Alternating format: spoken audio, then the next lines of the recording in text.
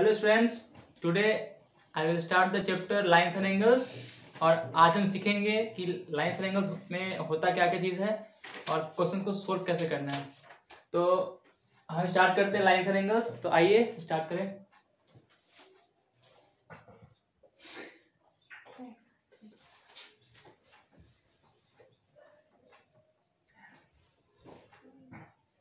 इसमें बहुत सारे कॉन्सेप्ट्स आते हैं, तो अभी हम बेसिक से स्टार्ट करेंगे, उसका फिर हम हाई लेवल पे जाएंगे। तो सबसे बेसिक चीज़ें क्या है इसमें, तो हमें ये सीखना है कि सबसे पहले लाइंस होता क्या है और पैरेलल लाइंस क्या होते हैं। तो हमने सीखा था, पहले क्लासेस में सीखे होंगे, आपने क्लास 3-4 में सीखे होंगे। लाइंस क्या होता है, तो lines has no end point, it has no end point.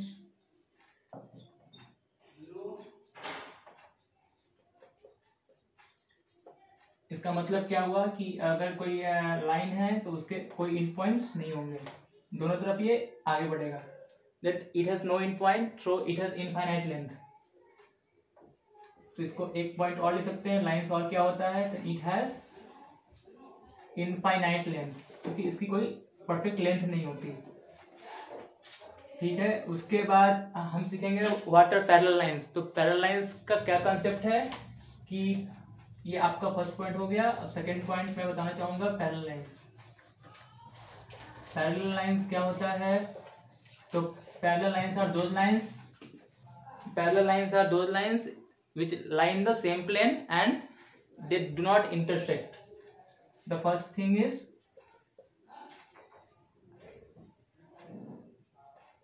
they lie in the same plane. They lie in the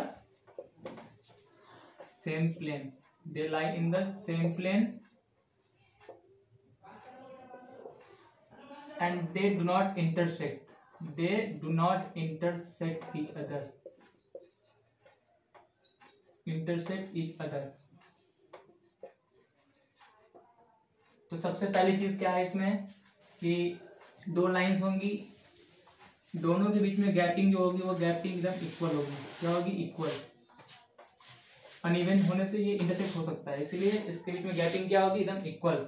और यहाँ जो एंगल्स बनेंगे, ये जो एंगल्स बनेंगे, इन दोनों एंगल्स, अगर ये एक्स है, अगर ये वाई है, या फिर अगर ये तुम्हारा जेड है और ये अगर ए है, तो इसमें ये सम ऑफ इंटीरियर एंगल्स जो होते हैं, sum of interior angles on one side of transversal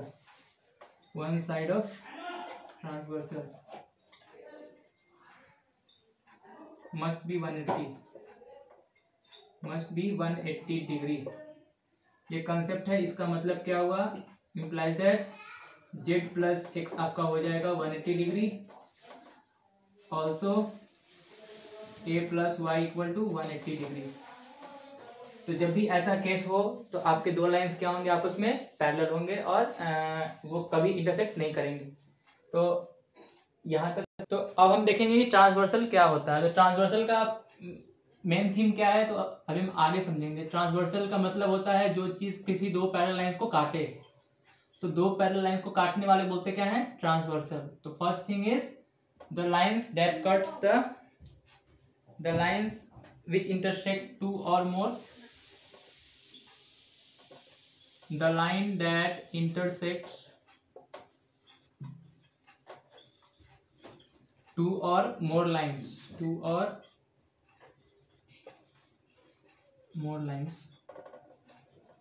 is termed as transversal.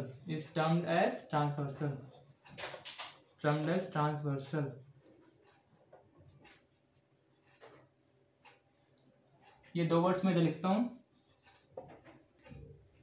तो ये हमारा थर्ड पॉइंट था। हाँ, तो अब हम देखेंगे आगे कि ट्रांसवर्सल को हम देखते कैसे हैं। अब यहाँ पे पहली ये लाइन है, ये भी एक आपका लाइन है।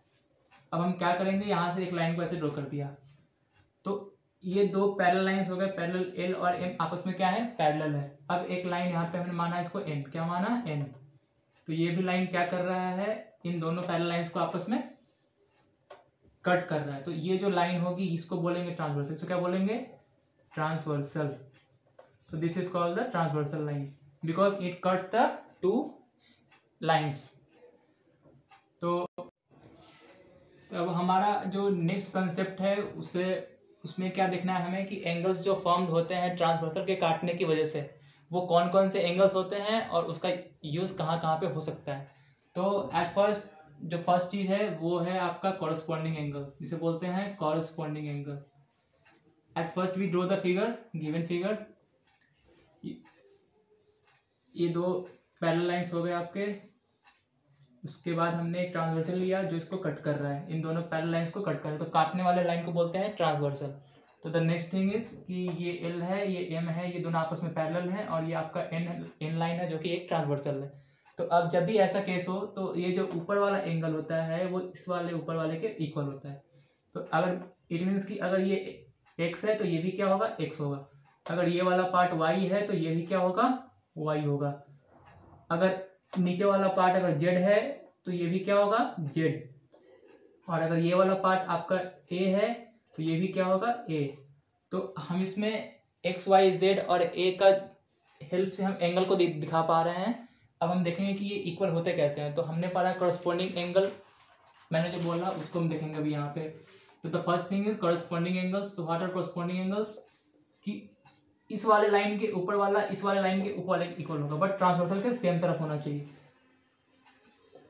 व्हाट आर कॉरस्पॉन्डिंग एंगल्स, तो आई रिपीट कि ये ट्रांसवर्सल है, इस ट्रांसवर्सल के इस तरफ देखना पड़ेगा पहले, फिर ऊपर वाले लाइन के ऊपर वाला एंगल, इस वाले लाइन के ऊपर वाला एंगल, दोनों आपस में क्या होंगे, सेम। इसीलिए हमने यहाँ पे एक्स लिखा, यहाँ पे एक्स लिखा। सिमिलरली अगर इस वाले लाइन के नीचे वाला एंगल इस वाले लाइन के नीचे वाले एंगल के इक्वल होगा, तो this is what we call corresponding angles. And the next thing is कि अगर ट्रांसवर्सल के इस तरफ है तो ऊपर वाला एंगल ऊपर वाले के इक्वल होगा, नीचे वाला एंगल नीचे वाले के इक्वल होगा। ठीक है, तो हम लिखते हैं इसके बारे में क्या होगा कॉरस्पॉन्डिंग एंगल्स। तो कॉरस्पॉन्डिंग एंगल्स में मैंने जो समझाया आपको उसी को मुझे यहाँ लिखना है, हम लिखते हैं। तो हमने लिखा, अगर हम मान लेते हैं इस लाइन को, ओके देखते हैं, x इक्वल,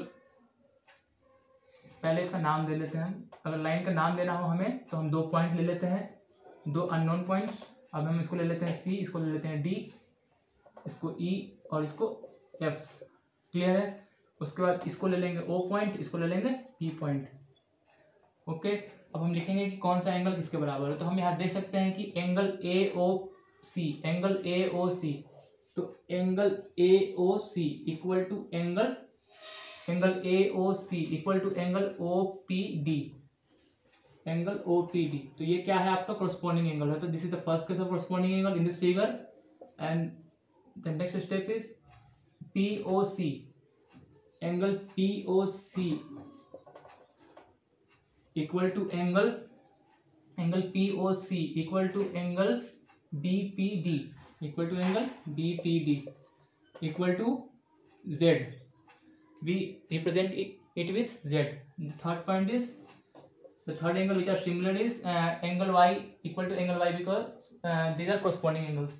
तो angle AOF, angle AOF equal to angle OPE equal to angle OPE, जो कि किसके बराबर है, हमने लिया है क्वेश्चन में y के बराबर। अगला है हमारा जो कि लास्ट एंगल है, जो कि कॉरस्पॉन्डिंग है, एक दूसरे के कॉरस्पॉन्डिंग है। तो आपका एक ये एंगल है, एक ये एंगल है, इसका नाम क्या होगा, FOP। तो या फिर इसको हम POF दोनों बोल सकते हैं। तो अगर आपको, तो फिर इसमें क्या होगा, angle POF equal to angle BPE, angle BPE, जिसको हमने ए से रिप्रेजेंट किया है। तो ये हो गया आपका कॉरस्पॉन्डिंग एंगल। तो पहला कॉन्सेप्ट क्या था हमें हमारे में कि कॉरस्पॉन्डिंग एंगल क्या होता है। तो हमने ये सीखा कि अगर कोई दो पैरेलल लाइंस है, एक ट्रांसवर्सल है, वो उसको काट रहा है। जब दो पैरेलल लाइंस को काटने वाला जो लाइन होता है वो ट्रांसवर्सल होता है। तो जब भी ऐसा होगा तो ट्रांसवर्सल के एक तरफ वाले में देखना है हमें कि ऊपर वाला एंगल ऊपर वाले के इक्वल, नीचे वाला एंगल नीचे वाले के इक्वल। फिर उसका इस तरफ देखना है, ऊपर वाले का एंगल ऊपर वाले के इक्वल, नीचे वाला का एंगल नीचे वाले के इक्वल। उसी को हमने यहाँ पे रिप्रेजेंट किया एंगल से। एंगल लिखने के लिए हमें दो चीज़ें लेनी होती हैं। अगर आपको एंगल लिखने नहीं आता तो आप यहाँ देख सकते हैं कि एक वर्टेक्स होता है। अगर हम इस वर्टेक्स को O से रिप्रेजेंट करें और इस पॉइंट को हमने A लिखा, इस पॉइंट को हमने C लिखा, तो एंगल हमारा यहाँ बनता है, एंगल यहाँ बनता है। तो एक एंगल को फॉर्म होने के लिए दो रे चाहिए होते हैं जो कि एक सेम पॉइंट से स्टार्ट हो। तो इस एंगल का नाम क्या हो जाएगा हमें बताओ आप। तो एंगल AOC तो हम एंगल का सिंबल ऐसे लगाते हैं, ये सिंबल एंगल का सिंबल है। अब यहाँ पे AOC, तो AOC, तो जिस वर्टेक्स पे एंगल बन रहा है वो हमेशा आपका बीच में होगा, तो वही हमने यहाँ रिप्रेजेंट किया, O को लिखा बीच में। क्यों? क्योंकि O क्या है, वर्टेक्स है जहाँ पे एंगल बन रहा है, तो जहाँ पे एंगल फॉर्म होता है उसको हम सेंटर में लिखते हैं, तो इसीलिए हमने यहाँ पे एंगल AOC लिखा, मतलब एंगल AOC। उसके बाद एंगल OPD, तो OPD, तो ये दोनों ऊपर ऊपर है तो कॉरस्पॉन्डिंग हो गए, ये नीचे नीचे है तो कॉरस्पॉन्डिंग हो गए, ये नीचे नीचे है तो कॉरस्पॉन्डिंग। ये हमारा नेक्स्ट कॉन्सेप्ट है अल्टरनेट इंटीरियर एंगल्स। क्या है? Alternate interior angles, alternate interior angles. तो इसमें क्या होता है, ये देखिए मैं जो सिखा रहा हूँ बहुत ही सिंपल कंसेप्ट है, अगर आप ध्यान से देखोगे तो आपको चीज़ें बहुत ही आसान लगेगी, और आप ये इसको SSC वाले बुक्स में भी आप सोल्व कर सकते हो, आप बेसिक में भी सोल्व कर सकते हो, जो आपकी NCERT है, आर्ट्स वाले कोई भी सोल्व कर सकते हो। तो द फर्स्ट थिंग इज, अब आप यहाँ देखो अल्टरनेट इंटीरियर एंगल्स, तो ये होता क्या है, तो हमें सबसे पहले सिंपल कंसेप्ट वही है क्या, कि दो पैरेलल लाइंस होंगे।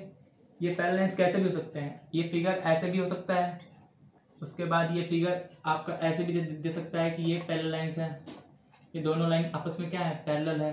अब एक ट्रांसवर्सल इसको ऐसे काट रहा है, ये क्वेश्चन आपको हो सके तो NCERT में मिलेगी आपको। तो अब मान लो ये ट्रांसवर्सल कट कर रहा है, ये L है, ये M है और ये N है, N क्या है, ट्रांसवर्सल है, कट कर रहा है, ठीक है। अगर हम यहाँ पे ले, तो अगर हम इसको P ले ले, इसको Q ले ले और इसको R ले ले, R क्या है, ट्रांसवर्सल, इसको कट कर रहा है, ठीक है। तो ये सेम क्वेश्चन को अगर हम उल्टा करें तो ऐसा फिगर बन जाएगा। तो फिगर से डरना नहीं है और क्वेश्चन को ध्यान से देखना है, पहले कंसेप्ट वही लगेगा जो हमने पहले सीखा था कॉरस्पॉन्डिंग एंगल का। अब हम सीखेंगे अल्टरनेट इंटीरियर एंगल। तो इसको मैं इरेज कर रहा हूँ, आपको कॉपी करना हो तो आप कर सकते हैं।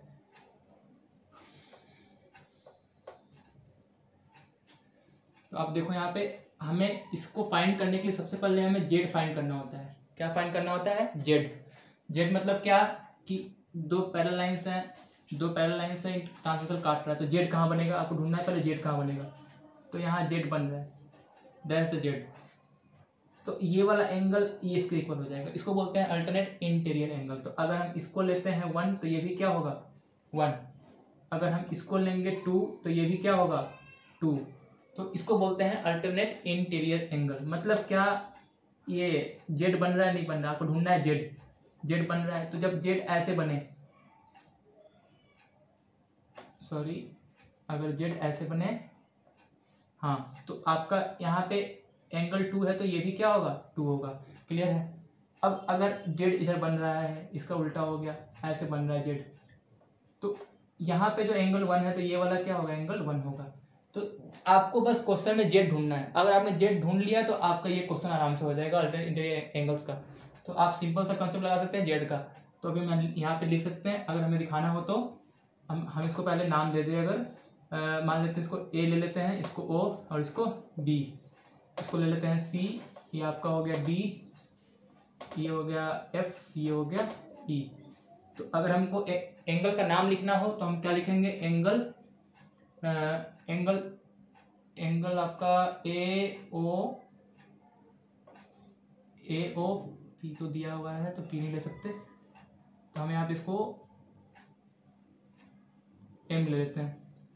तो एंगल ए ओ एम, तो angle A O M equal to angle A O M equal to angle O M E equal to angle O M E equal to 1, ठीक है। अब इसी में दूसरा एंगल हमें कौन मिलेगा, तो एंगल 2, ये वाला 2 देखना है हमें। तो 2 कैसे बन रहा है, तो डी ओ एम, तो angle D O M equal to angle D O M equal to angle O M F equal to angle O M F equal to 2, ठीक है। तो ये क्या है हमारा pair of alternate interior angles. तो क्या है, pair of alternate interior angles, pair of alternate interior angles. तो अगर हमें एंगल्स लिखने हैं यहाँ पे तो हम एंगल्स लिख लेंगे, ऐसे हो गया। तो हमें बस इस कंसेप्ट में क्या है कि हमें सिर्फ जेड ढूंढना है। अगर हमने जेड ढूंढ लिया तो मेरा क्वेश्चन आसान हो जाएगा। अब हम इस पे बेस्ड क्वेश्चन आगे देखेंगे कि इसमें सोल्व होता कैसे है। तो अभी हमने देखा कि अल्टरनेट इंटीरियर एंगल क्या होता है, तो उसमें हमें जेड फाइंड करना है। अगर आपने जेड फाइंड कर लिया मतलब ये वाला एंगल इसके इक्वल, ये वाला एंगल इसके इक्वल, मतलब अल्टरनेट मतलब क्या, ये एंगल है इसको छोड़ के फिर ये एंगल, अगर ये एंगल है तो इसको छोड़ के फिर ये एंगल, तो ये भी कंसेप्ट लगा सकते हैं। लेकिन आसान भाषा में क्या है कि जेड ढूंढना है। अगर आपने जेड ढूंढ लिया तो आपका काम आसान हो जाएगा और आप देख के आंसर बता सकते हो कि इसका आंसर क्या होगा, देख सकते हैं। तो अगला क्वेश्चन इसमें कंसेप्ट क्या आ सकता है आपका, इस फिगर को उल्टा कर देगा। एग्जामिनर का काम है आपके दिमाग को घुमाना, अगर आप जितना घूमोगे वो आपको उतना घुमाएगा। तो आपको बस दिमाग को शांत रखना है और जेड ढूंढना है। जेड ढूंढ लिया आपने तो आपका क्वेश्चन सॉल्व हो जाएगा। अगर मान लेते हैं ये फिगर हमारा जो था उसको हम ऐसे उल्टा कर दे, क्या करें, उल्टा कर दे। अब बताइए ये दोनों क्या है, लाइंस पैरेलल है आपस में, ठीक है। अब हमने क्या किया, ट्रांसवर्सल ले लिया ऐसे, मान लीजिए ये एन है, ठीक है। तो अब हमें बताना है कि इसमें अल्टरनेट इंटीरियर एंगल्स, अगर हम इसको नाम दे दें 1, तो ये भी क्या होगा 1, क्योंकि जेड यहाँ पे कैसे बन रहा है, यहाँ पे आपका जेड ऐसे बन रहा है, ऐसे जाके फिर ऐसे जाके फिर ऐसे, तो ये जेड बन रहा है जेड। अगर ये 1 है तो ये भी क्या होगा 1 होगा। अब सिमिलरली अगर हम अगर देखें तो दूसरा जेड कैसे बन रहा है, इधर जाके फिर इधर जाके फिर ऊपर गया, तो ये दूसरा जेड बन गया हमारा। तो अगर हम इसको 2 लेंगे तो ये भी क्या होगा 2 होगा, तो इसको क्या बोलते हैं अल्टरनेट इंटीरियर एंगल। तो अब हम इसको ले ले 2, तो ये भी क्या होगा 2। तो आसान भाषा में क्या है, हम जेड ढूंढेंगे तो हमें अल्टरनेट इंटीरियर एंगल मिल जाएगा, अगर जेड नहीं ढूंढ पाएंगे तो हमें क्वेश्चन करने में दिक्कत होगी। तो इस कंसेप्ट का यूज हम करेंगे आगे क्वेश्चंस में। तो एक बार आप लिख लो, फिर मैं इसको इरेज करूंगा अभी।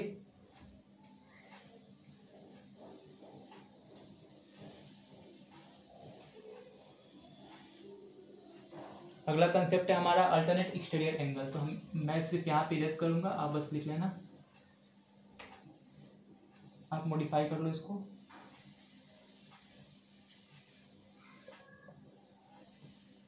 अब सेम को कंसेप्ट को हम देखेंगे अल्टरनेट एक्सटीरियर एंगल के लिए क्या यूज करेंगे। तो इसको भी इरेज करना है।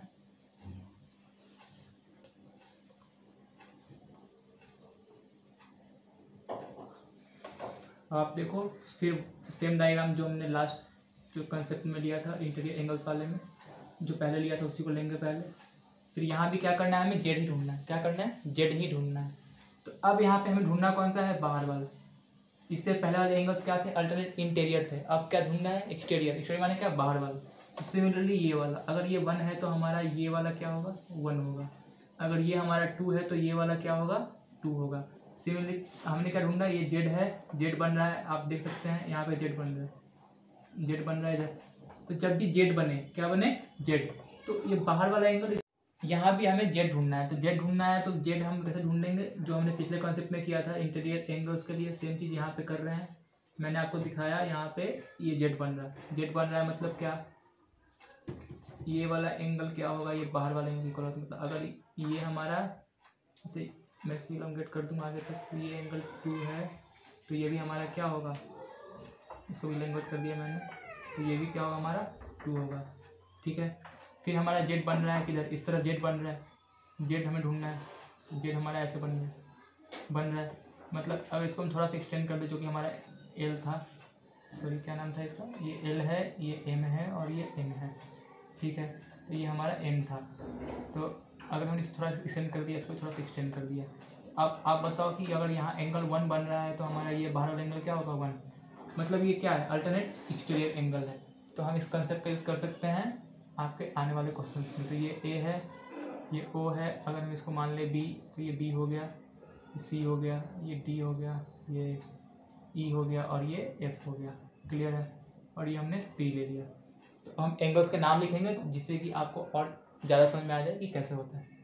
तो हम लिखते हैं पहले एंगल्स। तो पहला एंगल अगर हम लिखे तो क्या लिखेंगे, एंगल ए ओ बी। क्या लिखेंगे, angle A O B equal to angle A O B equal to angle हमारा ई पी एफ। क्या होगा, ई पी एफ, जो कि किसके बराबर है 2 के बराबर। हमने इसको 2 से दिखाया है तो 2 के बराबर लिखेंगे। उसके बाद जो नेक्स्ट है वो है हमारा एंगल ए ओ सी। क्या है, एंगल ए ओ सी, जो कि किसके बराबर है हमारा, ए ओ सी हमारा बराबर है डी पी एफ के। किसके बराबर है, डी पी एफ के, जिसको हमने किससे दिखाया है 1 से दिखाया है। तो इस कंसेप्ट का यूज़ हम कर सकते हैं। अब हमारा नेक्स्ट कंसेप्ट है कंसेक्यूटिव इंटीरियर एंगल्स। मतलब अगर इंटीरियर एंगल ट्रांसवर्सल के सेम तरफ है तो उसको और वो लगातार आना चाहिए, तो उसको बोलेंगे कंसेक्यूटिव इंटीरियर एंगल्स। तो हम इसको, आपने लिख लिया होगा, अब इसको हम हटाएंगे। अब इसको हमने हटा दिया।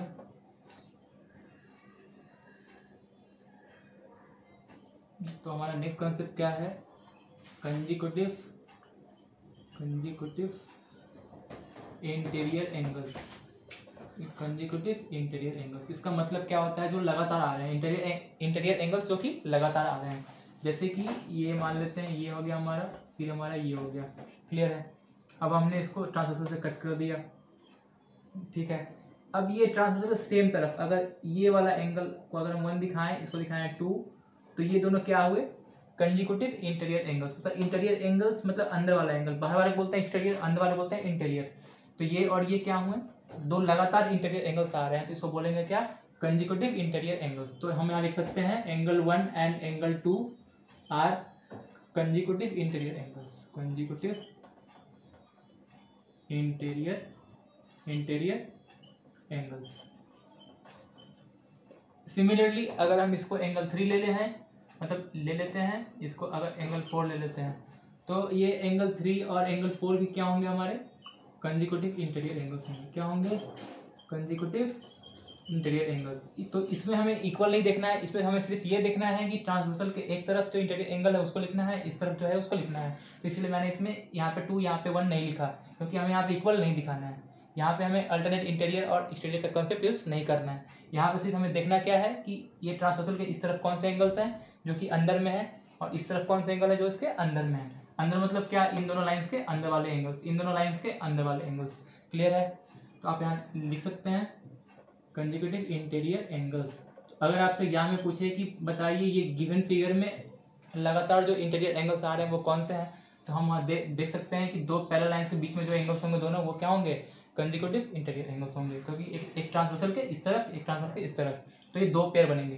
कितने पेयर बनेंगे, 2 पेयर। तो जब भी ऐसा केस है उसमें 2 पेयर बनते हैं। अब नेक्स्ट केसेस हम आगे डिस्कस करेंगे। अब हम एक अलग से कॉन्सेप्ट है जो कि लीनियर पेयर का कॉन्सेप्ट है, वो एंगल्स वाले लेसन में आता है, लेकिन मैं आपको भी यहाँ सिखा दूँ क्योंकि उसका हम यूज़ अभी हम करने वाले हैं आगे क्वेश्चंस में। तो अभी हम देखेंगे, आपने इसको लिख लिया होगा, अभी मैं इसको इरेज कर रहा हूँ। अब सेम फिगर में ही ले लेंगे हम कि क्या स्ट्रेट एंगल। सबसे पहला कॉन्सेप्ट हम देखते हैं, अभी हम इसको इरेज करते हैं, फिर समझेंगे कि क्या होता है। तो ये कॉन्सेप्ट अलग से है, तो इसको हम इरेज कर लेते हैं, इसकी जरूरत नहीं है इसमें। तो लीनियर पेयर का मतलब होता है स्ट्रेट एंगल बनना। क्या होता है, इसका मतलब होता है forms straight angle. Linear pair का मतलब क्या, फॉर्म्स स्ट्रेट एंगल। मतलब कि 2 एंगल्स आपस में मिलके क्या बनाएंगे, 2 एंगल हो, 3 एंगल हो, 4 एंगल हो, 5 एंगल हो, जितने भी एंगल्स हो, अगर वो आपस में मिलके अगर स्ट्रेट एंगल फॉर्म कर रहे हैं तो वो क्या होंगे, हमारे लीनियर पेयर होंगे। क्या होंगे, वो एक लीनियर पेयर फॉर्म करेंगे। क्लियर है। तो हम यहाँ देखते हैं, आप ध्यान से देखना। अगर ये लाइन है, इसको कोई ट्रांसवर्सल कट कर रहा है, बट ये ऐसे भी दिखा सकते हैं इसको, या फिर इसको ऐसे भी दिखा सकते हैं। अगर ये 1 है, ये 2 है, ठीक है, ये 3 है और ये 4 है। ओके। तो अब आप यहाँ देख सकते हैं कि हमें बस देखना है कि स्ट्रेट एंगल फॉर्म कहाँ होता है। स्ट्रेट एंगल क्या होता है, ये होता है स्ट्रेट एंगल, 180 बनता है। यहाँ पे हमने सीखा ये क्या है, स्ट्रेट एंगल है। क्या है ये, स्ट्रेट एंगल है। मतलब कि हमें पहले देखना है लाइन के ऊपर वाला पार्ट। तो लाइन के ऊपर वाले पार्ट में जो एंगल्स होंगे वो आपस में मिलके लीनियर पेयर बनाएंगे। तो हम लिख सकते हैं angle 1 plus angle 2 equal to 180 degree. कैसे, तो ये लीनियर पेयर बना रहे हैं, ठीक है। उसके बाद सिमिलरली हम कहाँ देखेंगे, अब अगर हम इसको लाइन माने, पहले केस में हमने किसको लाइन माना था, एम वाले को माना था, उसके ऊपर देखा तो एंगल 1 प्लस एंगल 2 कितना बन गया, 180। फिर सिमिलरली उसके नीचे देखेंगे तो क्या होगा, angle 3 plus angle 4 equal to 180 degree. कब, जबकि हम लाइन एम को ले रहे हैं, using line M and L is a transversal transversal, तो आप इसको ऐड कर लेना, ऊपर में मैंने छोड़ दिया था, आप ऐड कर सकते हो। तो मैंने इसको एक्सप्लेन कर दिया कि अभी हम फर्स्ट केस में किसको यूज़ किए थे, लाइन एम को यूज़ किए थे। अगर इसमें लाइन एम है तो इसका एल क्या है, ट्रांसवर्सल है। तो जब भी ऐसा केस आएगा तो इसके ऊपर वाले एम का सम 180 होगा, इसके नीचे वाले एम का सम 180 होगा। उसके बाद देखेंगे अब हम लाइन एल का यूज़ करते हैं, तो उसके लिए क्या होगा, क्या कंसेप्ट लगेगा, तो using line L, using line L. अब अगर हम लाइन एल ले लें तो उसके लिए ट्रांसवर्सल कौन हो जाएगा, एम। अगर हम लाइन एल ले रहे हैं तो उसके लिए ट्रांसवर्सल कौन हो जाएगा, एंगल सॉरी लाइन एम हो जाएगा। तो अब using line L and M is a transversal, M is a transversal, M is a transversal. तो अब आपको यहाँ ये देखना है कि लाइन एल के लिए एम ट्रांसवर्सल है, मतलब 2 और +4 क्या हो जाएगा, लीनियर पे बनाएगा। फिर 1 और 3 क्या बनाएगा, लीनियर पे बनाएगा। इसलिए मैं यहाँ साफ साफ लिख रहा हूँ, आप समझ सकते हो मैं क्या बोलना चाह रहा हूँ। एंगल 1 + एंगल 3 180 हो जाएगा, आई मीन लीनियर पेयर। और एंगल 2 + एंगल 4 क्या हो जाएगा, लीनियर पेयर। तो ये क्या एक्सप्लेन कर रहा है, लीनियर पेयर क्या होता है, तो मैंने बता दिया। जब दो एंगल एक ट्रांसवर्सल के काटने के बाद अगर वो 180 डिग्री एंगल बना रहे हैं, मतलब वो क्या बना रहे हैं, लीनियर पेयर बना रहे हैं या फिर स्ट्रेट एंगल बना रहे हैं। तो हम क्वेश्चंस को सोल्व करने के लिए इसका यूज़ करेंगे। जब भी ऐसे क्वेश्चंस आएंगे तो हम सोल्व करेंगे। तो अभी हम आगे सीखेंगे कि क्वेश्चंस को आप सोल्व कैसे करें, जो कि एक बहुत ही अच्छा कॉन्सेप्ट है। अभी हम इसका यूज़ करेंगे क्वेश्चंस को आगे सोल्व करने में। इसलिए पहले इसको हम एक बार देखते हैं कि वर्टिकली अपोजिट एंगल होता क्या है। तो सिंपल सा चीज़ देखना है हमें, एक्स देखना है। क्या देखना है हमें, एक्स। तो पहले हम लिख लें वर्टिकली अपोजिट एंगल यहाँ पे, ताकि आप क्लियर हो जाओ। वर्टिकली, या फिर आप सिंपल इसको अलग से पॉइंट लिख सकते हो, vertically opposite angle, vertically opposite angle. अब इसी कंसेप्ट का यूज़ आप ट्राइंगल्स में भी कर सकते हो, आप लाइन्स एंड एंगल्स में कर सकते हो। जहाँ भी एंगल निकाल रहा हूँ तो वो जो भी मैं सिखा रहा हूँ इस वीडियोज़ में, वो सारे कंसेप्ट आप वहाँ लगा के आप आंसर निकाल सकते हो। अब यहाँ देखो वर्टिकली अपोजिट एंगल होता क्या है, जब भी एक्स बन जाए, मतलब दो अलग अलग लाइंस आपस में कट कर रहे हैं। क्या कर रहे हैं, कट कर रहे हैं। जब भी ऐसा केस हो, इनफैक्ट कैसा होना चाहिए, एक्स बनना चाहिए। अगर एक्स नहीं बनेगा तो वर्टिकली अपोजिट एंगल नहीं होगा। जैसे कि इस केस में आप देख सकते हो, ये एक लाइन है, एक लाइन ऐसे ऐसे नहीं जा रही है। अब एक लाइन क्या कर रही है, ऐसे कट कर गई, एक लाइन ऐसे कट कर गई। तो यहाँ पे वर्टिकली अपोजिट एंगल हम नहीं ले सकते, ठीक है। तो आप कौन सा कॉन्सेप्ट लगाना है, एक्स दिखना चाहिए। अगर एक्स दिख रहा है तो वर्टिकली अपोजिट एंगल है, अदरवाइज उसमें हम कोई और कॉन्सेप्ट लगाएंगे जो हम पीछे सीख चुके हैं। तो अभी हम यहाँ देखेंगे, अगर ये एंगल 1 है, ये 2 है, ये 3 है और ये 4 है, तो जब भी ऐसा केस आएगा, ठीक है, तो हम क्या लिखेंगे, वर्टिकली अपोजिट एंगल में क्या होगा, एंगल 1 = एंगल 4, एंगल 2 = एंगल 3। तो ये क्या है, वर्टिकली अपोजिट एंगल का कंसेप्ट है। मतलब जस्ट पीछे वाला, इसके जस्ट पीछे जो एंगल है वो क्या है, उसका वर्टिकली अपोजिट एंगल है, तो वो क्या होंगे आपस में, इक्वल। अब इसके जस्ट पीछे कौन है, 3 है, तो ये क्या है, वर्टिकली अपोजिट एंगल। मतलब 2 किसके बराबर है, 3 के बराबर है। क्लियर है। तो अभी यहाँ तक हो गया। अब हम 2 क्वेश्चंस लेंगे जिससे कि आपका कॉन्सेप्ट और अच्छा हो जाएगा। तुम लेते हैं क्वेश्चंस, नोट कर लो आप।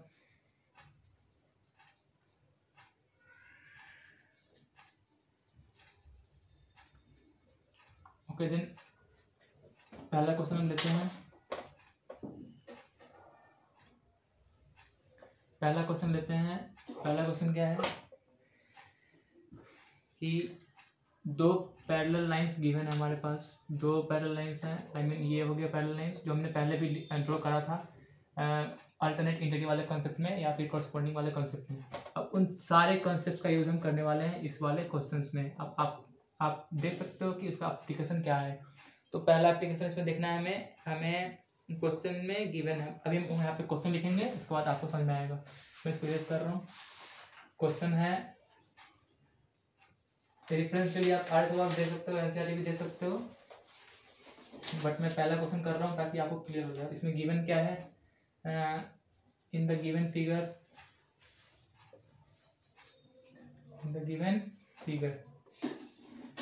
L is parallel to M, L is parallel to M। ये सिंबल पैरेलल का है। पैरेलल को हम ऐसा दिखाते हैं, कहीं भी अगर ऐसा दिख जाए मतलब ये किसका सिंबल है, पैरेलल का सिंबल है। किसका सिंबल है, पैरेलल का सिंबल, पैरेलल का सिंबल, पैरेलल का सिंबल, पैरेलल का सिंबल ये, ठीक है।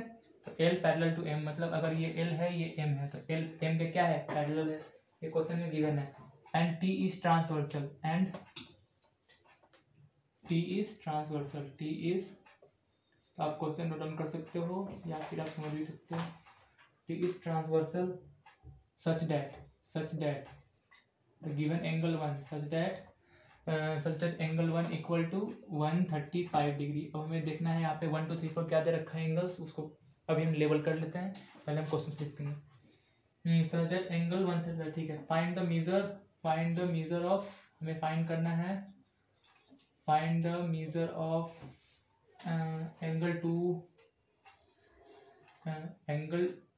2, angle 3, angle 4, angle 5, angle 6, angle 7, angle 8, ठीक है। तो अब हम इसमें लेवल करते हैं कि एंगल 1 कौन है, 2 कौन है। तो ये 1 है, सॉरी ये 1 है, ये 2 है, this one is 3, this one is 4, this one is 5, this one is 6, this is 7 and this is 8। तो अब हम जो कॉन्सेप्ट पहले सीखे हैं उसका अप्लाई करते हैं। तो अब आप बताओगे इसका आंसर, या मैं इसको इलैबोरेट करूंगा, बट पहले 1 मिनट आपको दे रहा हूँ सोचने के लिए कि आप इस क्वेश्चन को कैसे अप्लाई कर सकते हो। जो मैंने एप्लीकेशन लिखा है एक बार उसको देखो, फिर उसको इस पर अप्लाई करो, उसके बाद मैं आपको आगे बताऊंगा इसमें कैसे सोल्व करना है इस क्वेश्चन को। अगर आपके आंसर्स आ गए हों तो आप कमेंट कर सकते हैं कि आपका आंसर्स क्या क्या आया है। तो मैं इसको, अब आप देखो कि एंगल्स की वैल्यूज कितनी कितनी आएंगी वो हम निकालेंगे। तो पहले हम लेवल कर लेते हैं, हमारा एंगल 1 क्या है, 135 डिग्री। तो अभी हमने देखा था कि लीनियर पेयर में क्या होता है, एंगल 1 और एंगल 2 का सम कितना होता है, 180, क्योंकि यहाँ पे क्या है, एक लाइन एल है और ट्रांसवर्सल कौन सा है, टी है। जब भी ऐसा केस आता है कि लाइन हो, उसको कोई ट्रांसवर्सल काट रहा हो, तो इन दोनों का सम कितना होता है, 180 होता है। फिर इन दोनों का सम कितना होता है, 180 होता है। अब यहाँ पे क्या कॉन्सेप्ट लगाना है हमें, एंगल 1 गिवन है तो हमारा एंगल 2 क्या हो जाएगा, ठीक है। उसको अप्लाई करते हैं अभी हम। तो सॉल्यूशन लिखेंगे, angle 1 plus angle 2 equal to 180 degree. क्यों होगा, बिकॉज ऑफ लीनियर पेयर। क्या फॉर्म कर रहे हैं, लीनियर पेयर फॉर्म कर रहे हैं, ठीक है। तो अगर हम ले लें यहाँ पे एंगल 1 हमारा गिवन है 135 डिग्री, तो हम इसको सब्स्टिट्यूट कर देंगे यहाँ पे और लिखेंगे इक्वल टू 180 डिग्री। क्लियर है। अब हमें यहाँ ये एंगल इधर ऐड में है, आई मीन इसके आगे प्लस साइन छुपा हुआ है, तो हम इसको अगर उठा के इक्वल टू के इस तरफ लाते हैं तो ये साइन क्या होता है, चेंज हो जाता है। तो नेक्स्ट स्टेप में हम क्या लिख सकते हैं, ये प्लस छुपा हुआ होता है इसलिए इसको हम लिखते नहीं है। अगर आपको लिखना हो तो आप लिख सकते हैं, बट इसको हम लिखते नहीं क्योंकि प्लस छुपा होता है, तो हम इसको हटा देते हैं। अब ये चीज़ उठ के इधर जाएगी तो क्या होगा, वो चीज़ माइनस में चली जाएगी। क्या चली जाएगी, माइनस में चली जाएगी। तो आप बताओ आंसर कितना आ जाएगा इसका, 45 डिग्री। क्लियर है। तो हमारा एंगल 2 की वैल्यू कितनी आ गई, 45 डिग्री। अब हमने क्या देखा था कि अगर हम एंगल 2 45 डिग्री आ गए, अब इन दोनों को भी हम लीनियर पेयर ले सकते हैं, ठीक है। तो इन दोनों को भी हम लीनियर पेयर ले सकते हैं, या फिर अभी हमने सीखा था वर्टिकली अपोजिट एंगल, जो अब इसमें बताइए एक्स बन रहा है नहीं बन रहा है, एक्स तो बन रहा है ना, यहाँ पे एक्स बन रहा है, तो ये एंगल क्या होंगे, सेम, 2 = 4 हो जाएगा और 3 = एंगल 1 हो जाएगा। तो हमें इसमें ज़्यादा करने की जरूरत नहीं है, सिंपल कॉन्सेप्ट लगाओ, वर्टिकली अपोजिट का आंसर आ जाएगा। तो फटाफट लिखो, angle 1 = angle 3, angle 2 = angle 4 equal to कितना, 135 डिग्री। ये हो जाएगा हमारा 45 डिग्री। कैसे, तो vertically opposite angle, vertically opposite angle से। तो हम भी जब भी क्वेश्चन सोल्व करेंगे हमें बगल में लिखना पड़ेगा कि ये कौन सा कॉन्सेप्ट हम लगा रहे हैं, ठीक है। अगर आपने ये लिख लिया हो तो इसको मैं इरेज कर दूँगी इस पॉइंट को, ठीक है। उसके बाद आप यहाँ समझो कि यहाँ पे क्या बन रहा है, एक्स बन रहा है, आप खुद देख सकते हो इधर इधर, तो ये एक्स बन रहा नहीं बन रहा, तो ये एक्स को हल्का सा टिल्ट किया है हमने। उसमें क्वेश्चन में पढ़ा था, इससे पहले वाले कॉन्सेप्ट पढ़ा था कि एक्स ऐसे बना था मैंने, बट ये एक्स हल्का टेढ़ा कर दिया। क्या कर दिया, हल्का सा इसको टिल्ट कर दिया, तो ये कैसा हो गया, ऐसा बन गया। ये एक्स ऐसा बन गया, ऐसा बन गया, तो ये भी क्या है, एक्स ही है, बस हल्का सा टिल्ट किया। तो इसमें कंफ्यूज नहीं होना है कि ये कॉन्सेप्ट कहाँ से लगा दिया, क्योंकि ये वर्टिकली अपोजिट एंगल ऐसा होता है, जब दो लाइन आपस में काटते हैं तो वर्टिकली अपोजिट बनेगा। क्लियर है। तो अब इसको मैं इरेज कर रहा हूँ, इसीलिए मैंने इस पॉइंट की हेल्प से यहाँ लिखा, वर्टिकली अपोजिट एंगल की वजह से ये सब एंगल्स निकल गए हमारे, ये 4 एंगल निकल गए। ठीक है, अब हम इन सब का हेल्प करके हम क्या निकाल सकते हैं, जो हमने सीखा था अल्टरनेट इंटीरियर और अल्टरनेट एक्सटीरियर का कंसेप्ट, उस कंसेप्ट को लगाएंगे मेरे सारे आंसर्स आ जाएंगे। तो हम आगे देखते हैं, आप समझ सकते हो कि कैसे अप्लाई करना है। अब यहाँ भी लिख सकते हैं वर्टिकल या पोजिटिव, दोनों सेम ही है, कंसेप्ट तो लिखना पड़ेगा, कभी भी क्वेश्चन को हम आगे नहीं भाग सकते, इसलिए हमें कंसेप्ट को लिखना पड़ेगा। अगर आप MCQ सॉल्व कर रहे हैं तो आप सीधा कंसेप्ट लगा के निकाल सकते हैं, और अगर आप बोर्ड से एग्जाम दे रहे हैं तो आपको ये पूरा कंसेप्ट लिखना पड़ेगा, ठीक है, अदरवाइज आप सीधा देख के आंसर बता सकते हैं कि इसका आंसर ये होगा। तो अब नेक्स्ट कंसेप्ट हमने सीखा था अल्टरनेट इंटीरियर एंगल वाला, तो आप बताओ एंगल 4 किसके बराबर हो जाएगा, 6 के बराबर हो जाएगा। हमने सीखा था कि जेड बन रहा है, अल्टरनेट इंटीरियर के लिए हमने क्या सीखा था, जेड बनना चाहिए, तो जेड बन रहा है इधर, क्लियर है, जेड कहाँ बन रहा है, इधर जेड बन रहा है, तो इसीलिए एंगल 4 एंगल 6 के इक्वल हो जाएगा। तो हम लिख सकते हैं एंगल 4 इक्वल टू एंगल 6, क्योंकि क्या बन रहा है, जेड बन रहा है, तो ये 4 है, तो ये क्या है, 6 है, तो ये आपस में क्या होते हैं, इक्वल होते हैं, दैट्स इट। तो ये कितना हो जाएगा, एंगल 4 हमारा कितना 45, तो ये क्या आ गया 45 डिग्री। कौन से कॉन्सेप्ट से, अल्टरनेट इंटीरियर एंगल, कौन से कॉन्सेप्ट से, अल्टरनेट इंटीरियर एंगल से, क्लियर है। अब सिमिलरली अब बताओ जेड इधर भी बन रहा है, तो क्या होगा, एंगल 3 इक्वल टू एंगल 5। अब ध्यान दे सकते हो कि मैंने क्या सिखाया था आपको कि जेड बनना चाहिए, क्या बनना चाहिए, जेड बनना चाहिए। तो जब जेड बनेगा, अगर ये 3 है तो ये क्या होगा, हमारा 5 एंगल है, तो ये दोनों आपस में क्या होते हैं, इक्वल होते हैं। Angle 3 equal to angle 5 equal to कितना हो गया हमारा 135 डिग्री। कैसे, तो अल्टरनेट इंटीरियर से, अल्टरनेट इंटीरियर एंगल से, अल्टरनेट इंटीरियर एंगल से, ठीक है। अब फिर वही कॉन्सेप्ट लगा दो कि सब वर्टिकल या पॉइंट वाला कॉन्सेप्ट, क्योंकि यहाँ भी क्या है, ये कट करके एक्स बना रहा है, एक्स बनाएगा तो वर्टिकल या पॉइंट लगा देंगे, तो एंगल 6 किसके बराबर हो जाएगा, 8 के बराबर, और 5 किसके बराबर हो जाएगा, 7 के बराबर। तो सिंपल लिख देंगे हम angle 5 equal to angle 7, angle 6 equal to angle 8। अब एंगल 5 कितना है 135, तो ये भी क्या हो जाएगा 135 डिग्री। एंगल 6 कितना है हमारा 45, तो ये भी क्या हो जाएगा 45 डिग्री। क्लियर है। कौन से कॉन्सेप्ट से, मैं दोनों को साथ में लिख रहा हूँ, आप अलग अलग भी लिख सकते हो, बट वैसे मैंने साथ में दिया, वर्टिकली अपोजिट एंगल। तो आई होप आपको सारे कॉन्सेप्ट क्लियर हो गए होंगे। इसके हम इसको यूज़ कैसे करते हैं, तो हमने यहाँ पे क्या क्या यूज़ किया। अब हम इसी एंगल का हम जो वैल्यू है वो अल्टरनेट एक्सटीरियर से भी निकाल सकते हैं। कैसे, अब यहाँ पे जेड बन रहा है, तो बाहर वाला एंगल बाहर वाले के बराबर, बाहर वाला एंगल बाहर वाले के बराबर। तो आपको जो कंसेप्ट एग्जाम टाइम में याद आया फट से लगा सकते हो, बट अभी हमने क्या किया, आसानी से लगा दिया, कौन सा, वर्टिकल या पॉइंट एंगल। अगर हम यहाँ पे अल्टरनेट एक्सटीरियर लगाते तो हम देखते क्या, जेड बन रहा है तो बाहर वाला एंगल बाहर वाले के बराबर, ये बाहर वाला ये बाहर वाले के बराबर, वैसे ही मेरा आंसर सेम ही आता। तो आप देख सकते हो कि आप आंसर कैसे निकाल सकते हो। या फिर हम क्रॉसपोर्डिंग एंगल का भी यहाँ पे यूज कर सकते हैं। कैसे, 2 6 के बराबर हो जाता हमारा, 3 7 के बराबर हो जाता, 1 5 के बराबर हो जाता, और 4 8 के बराबर हो जाता। जो हमारा सबसे पहला कंसेप्ट था, इस टॉपिक का सबसे पहला कंसेप्ट था क्रॉसपोर्डिंग एंगल। उसमें हमने क्या सीखा था कि ओके, तो अब हम सेम क्वेश्चन को कॉरस्पॉन्डिंग एंगल और अल्टरनेट एक्सटीरियर एंगल का लेकर सोल्व करेंगे। देखते हैं हमारा आंसर क्या आता है। तो इसको सेम रहने देंगे। अब यहाँ से हम चेंज करेंगे। अब आप वहाँ लिखोगे और करके, क्या लिखोगे और। तो अब हम इसको इसमें लगाते हैं alternate exterior concept. Same question अलग कॉन्सेप्ट से कैसे निकालते हैं। तो हम एक क्वेश्चन को करने के 3 4 5 मेथड होते हैं, 10 मेथड होते हैं। अब आपको जो अच्छा लगे आप अप्लाई कर सकते हो। अगर आपको ये आसान लग रहा था तो आप इसको अप्लाई कर सकते हो। अगर आपको अभी जो मैं सिखाने जा रहा हूँ वो आपको आसान लगे तो आप उसका यूज़ कर सकते हो। तो आप यहाँ देखो अगला कॉन्सेप्ट क्या लगाएंगे, आप खुद बताओ। हमारा एंगल 1 मिल गया तो हमारा एंगल 5 क्या होगा, ऑटोमेटिक क्या हो जाएगा, इक्वल। तो क्या लिखेंगे, एंगल 1 इक्वल टू एंगल 5। क्यों, इक्वल टू कितना हो जाएगा बताइए, 135 डिग्री। गिवन है क्वेश्चन में हमारा एंगल 1, तो ये भी क्या हो जाएगा 135। ठीक है, तो ये कौन सा कॉन्सेप्ट हुआ हमारा, कॉरस्पॉन्डिंग एंगल वाले कॉन्सेप्ट से, जो हमने सबसे पहले पढ़ा था इस चैप्टर में, कॉरस्पॉन्डिंग एंगल से।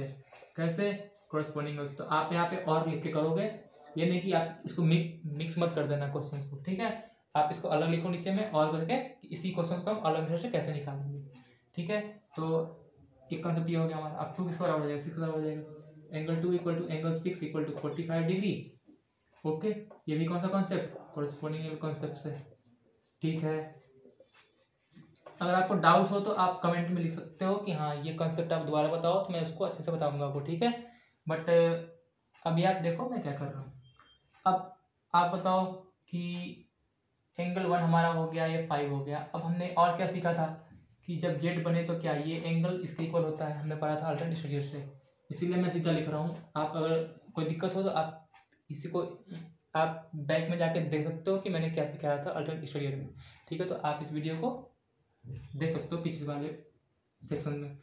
तो एंगल 1 इक्वल टू एंगल 7 कैसे, कितने के बराबर हो जाएगा, 135 के बराबर कैसे अल्टरनेट एक्सटीरियर से। तो जहाँ मैंने सिखाया था अल्टरनेट एक्सटीरियर, उस पॉइंट पे जाके आप इस वीडियो को देख सकते हैं कि अल्टरनेट एक्सटीरियर मैंने क्या सिखाया था। ये सिंपल से कॉन्सेप्ट है, कुछ है नहीं, दिमाग लगाना ही नहीं है इसमें। बस आपको बस थोड़ा सा एप्लीकेशन सही करना है, फिर आपके क्वेश्चन फटाफट हो जाएंगे। अब एंगल 7 हो गया हमारा। अब हमारा एंगल 2 किसके बराबर था, एंगल 8 के बराबर। तो हम लिख सकते हैं angle 2 equal to angle 8 equal to 45 degree. कौन से कॉन्सेप्ट से, अल्टरनेट एक्सटीरियर, अल्टरनेट एक्सटीरियर। तो आपको जो दोनों में से जो मेथड सही लगे, आसान लगे, आप कर सकते हैं। आप बिल्कुल फ्री हैं करने के लिए। और अगर आपको कहीं और से रेफरेंस मिले, अगर हेल्प मिले, तो आप वहाँ से भी ले सकते हैं। बट मेनली क्या है कि मैंने जो कंसेप्ट सिखाया उसको मैं इसमें अच्छे से बता पा रहा हूँ, तो अच्छी बात है।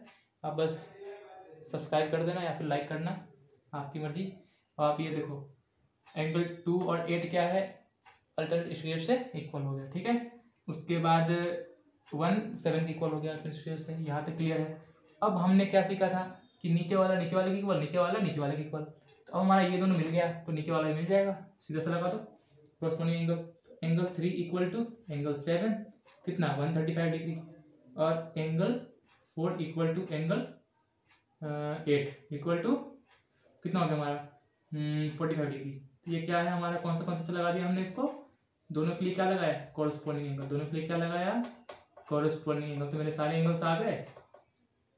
अगर सारे एंगल्स आ गए एक बार देख लो तो क्लियर है। तो इसी क्वेश्चन को हमने 2 तरीके से सॉल्व किया है। तो आपको अच्छा लगे सेशन तो लाइक करो, और जो क्वेश्चंस है उसको हम अगले सेक्शन में कवर करेंगे, मतलब अगले पार्ट में कवर करेंगे। एक वीडियो और आएगी इस लेसन पे, जिसमें हम 10-12 क्वेश्चन और लेंगे, जिससे कि आपका कॉन्सेप्ट क्लियर हो जाएंगे, ठीक है।